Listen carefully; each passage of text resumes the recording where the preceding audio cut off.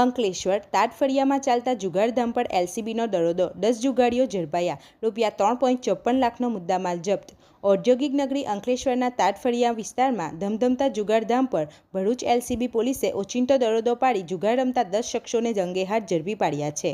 એલસીબીની ટીમને ચોક્કસ બાતમી મળી હતી કે તાટફળિયામાં રહેતા વિજય દલપત વસાવા અને સલીમ નામના શખ્સો તાટફળિયા પાછળ આવેલા તળાવની દિવાલ પાસેની ખુલ્લી જગ્યામાં બહારથી માણસો બોલાવી મોટા પાયે જુગાર રમાડી રહ્યા છે।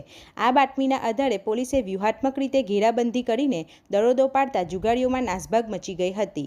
જોકે પોલીસે સ્થળ પરથી કુલ 10 જુગારીઓની ધરપકડ કરી હતી, જેમાં સુરતના બેગમપુર આંટી ફળિયાના નિકુલ ભરત રાણા, ઇમરાન ખાન સામિદ ખાન પઠાણ, વિપુલ બાબુ મકવાણા, જયકુમાર પરેશ પટેલ અને સુનિલ પરસોત્તમ ભોજવાણી સહિતના શખ્સોનો સમાવેશ થાય છે।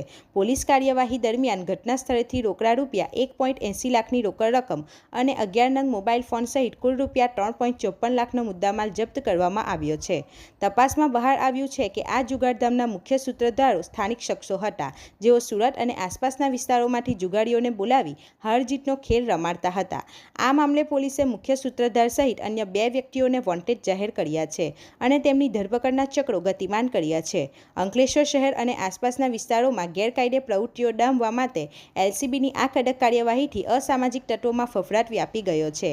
હાલ પોલીસે તમામ આરોપીઓ વિરુદ્ધ ગુનો નોંધી આગળની કાયદેસરની તપાસ હાથ ધરી છે। રિપોર્ટર હુમેદ સૈયદ સાથે ગુજરાત અદ્ભુત ન્યૂઝ ગુજરાતી। આપણી આસપાસ બનતી ઘટનાના સમાચાર જોવા માટે ગુજરાત અદ્ભુત ન્યૂઝ ગુજરાતીને લાઈક કરો।